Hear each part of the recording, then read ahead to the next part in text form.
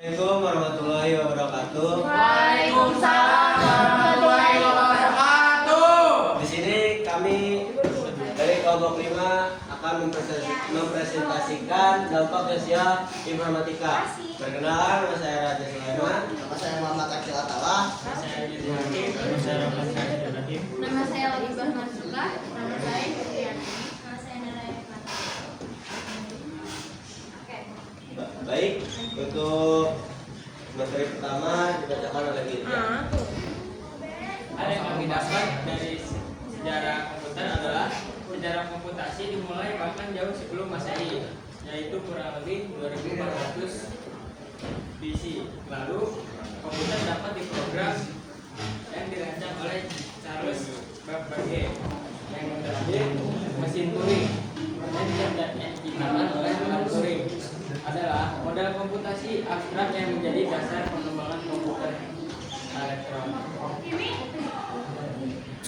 Kemudian halaman 201 nomor 2 sampai 3 dibacakan oleh Ibu. Jawaban nomor 1 halaman 201. Nomor 2 halaman 201 jawabannya itu ya, kami memahaminya karena dalam berpikir komputasional seorang akan mudah mengamati masalah, mencari solusi dari suatu permasalahan, dan dengan berpikir komputasional mengasah diri kita untuk berpikir lebih efektif dan efisien. Jawaban nomor 3 yaitu salah satunya ada terwujudnya kehandalan, akurasi, dan kecepatan dalam melakukan proses yang banyak dalam satu tugas atau biasa disebut multitasking. Baik, selanjutnya untuk halaman 201 nomor 4 akan dibacakan oleh Evan. Menurut kami, benda yang paling menarik perhatian kami adalah mesin Turing yang diciptakan oleh Alan Turing pada tahun 1936. Karena mesin Turing ini adalah sebuah mesin yang mengolah data dengan akurat dan struktur. Mesin ini juga dapat menyimulasi logika algoritma yang dibaca. Baik, kemudian halaman 206 nomor 5 akan dibacakan oleh Ingrid dan Nirja. Jawabannya yaitu hak cipta dan perlindungan kekayaan intelektual. Dalam dunia digital, perlindungan hak cipta menjadi lebih penting.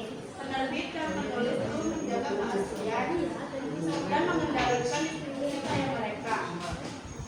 Diperlukan tanda air digital untuk mencegah pembajakan dan penyebaran ilegal. Yang kedua, penggunaan teknologi digital untuk manfaat bersama.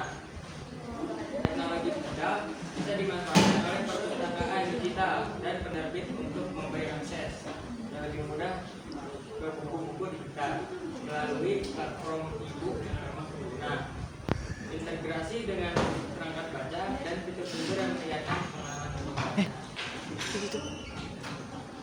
Baik, untuk halaman selanjutnya halaman 207 nomor 1 sampai 2 dibacakan oleh Akhil. Yang pertama, hal apa aja sih yang dapat kita pelajari dalam aktivitas hari ini?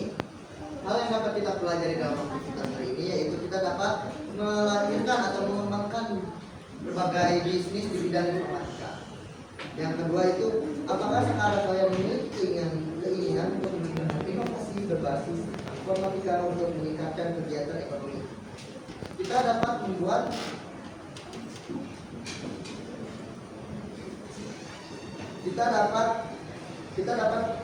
membuat inovasi yang dapat menawarkan pertukaran jasa seperti perbaikan rumah, layanan transportasi, dan lain-lain.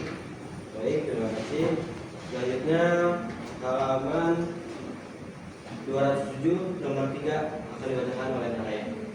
Setelah mempelajari materi ini, kami terpikir untuk membuat inovasi perpustakaan digital. Jadi, misalnya ada seorang anak, dia ingin membeli buku atau sumber referensi web, namun dia tidak menemukan sumber web yang akurat.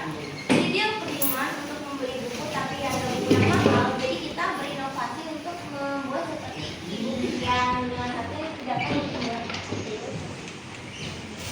Selanjutnya halaman 211 nomor 4 dibacakan Naraya dan Akhil.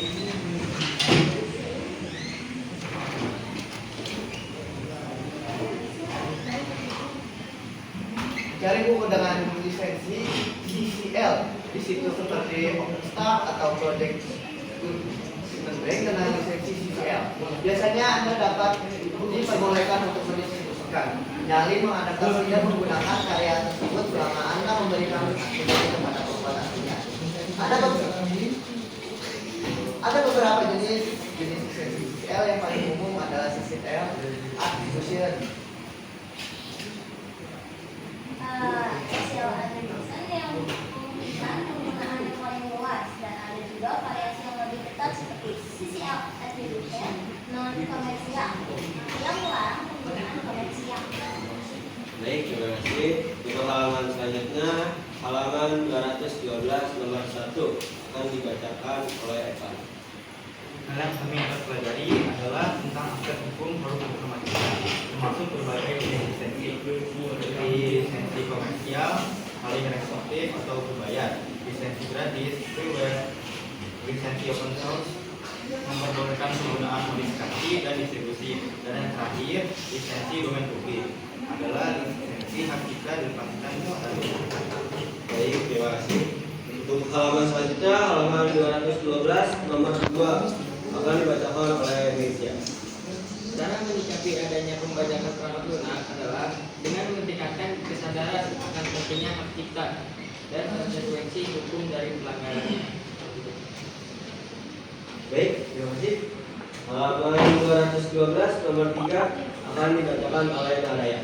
Baik, kami menjadi tertarik untuk melakukan proyek intelektual yang dapat digunakan secara bebas oleh orang lain karena manfaatnya sangat banyak dan memberikan hasil yang memuaskan. Dengan karya intelektual itu, kami akan memberikan kesempatan kepada setiap individu untuk mempelajari atau mengaplikasikan pengetahuan tersebut dalam berbagai cara. Baik, terima kasih.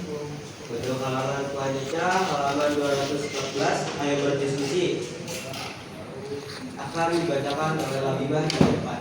Oke, jadi di soal ini kita disuruh membuat gagasan dalam bentuk apa saja, dan kamu memilih untuk membuat gagasan dalam bentuk sketsa. Nah, di sini itu disuruh membuat gagasan bagaimana komputer dapat digunakan di Indonesia pada tahun 2045 untuk mencapai pembangunan berkelanjutan masyarakat 5.0 atau masyarakat seperti cerdas dalam yang kami pilih itu adalah dalam bidang pendidikan. Nah, jadi di sini tuh sketsa yang kami buat dari gagasannya itu, jadi para siswa sedang jadi itu di dalam kelas para siswa sedang duduk di sekitar meja yang dilengkapi dengan layar sentuh interaktif yang memungkinkan mereka untuk berinteraksi dengan materi pelajaran secara langsung. Jadi di sini layar sentuh interaktifnya, lalu di situ layar mata pelajaran dari sini jadi langsung terhubung langsung, dan mereka itu sedang melakukan pembelajaran menggunakan layar sentuh interaktif tersebut.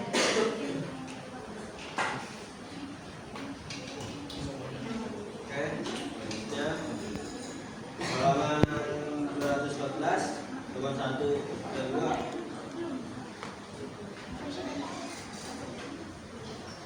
Dampak positif akan dibacakan oleh Pak. Dampak positifnya ada mendapatkan interaksi pengalaman pembelajaran, meningkatkan keterlibatan siswa, dan meningkatkan mereka untuk lebih memahami materi pelajaran yang lebih baik.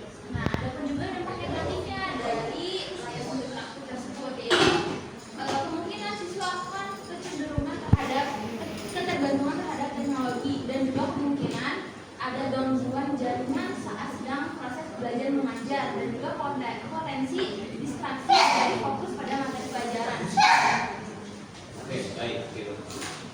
Selanjutnya halaman 214 nomor 1 dan 2 yang dibacakan oleh Pak. Nah, di sini itu ditanyakan apakah kalian sudah mengerti gitu ya. Nah, kami itu memahami bahwa komputer memegang peran penting dalam mendorong kemajuan berkelanjutan di Indonesia melalui teknologi, informasi, dan komunikasi. Penggunaan teknologi ini mendukung sektor vital seperti pendidikan, kesehatan, pertanian, dan ekonomi untuk mencapai perkembangan yang lebih baik dan berkelanjutan. Nah, ada pun juga kesulitan yang kami alami itu saat membuat gagasan sketsanya, mungkin karena pengetahuan yang belum terlalu mendalam yang mengetahui.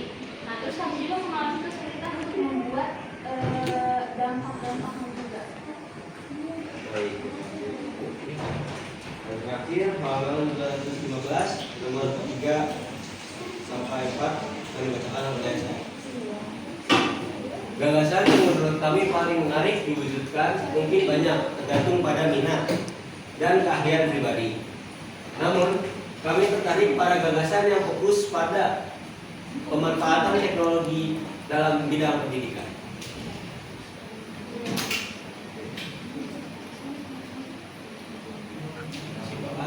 Kami tertarik untuk mewujudkan gagasan ini karena melalui pemanfaatan komputer dan teknologi, kami melihat peluang besar untuk memberikan kontribusi positif pada siswa-siswi dan menciptakan perubahan yang signifikan proses pembelajaran. Baik. Sekian presentasi yang kami sampaikan. Mohon maaf bila ada salah kata. Wabillahi taufiq wal hidayah. Wassalamualaikum warahmatullahi wabarakatuh. Waalaikumsalam.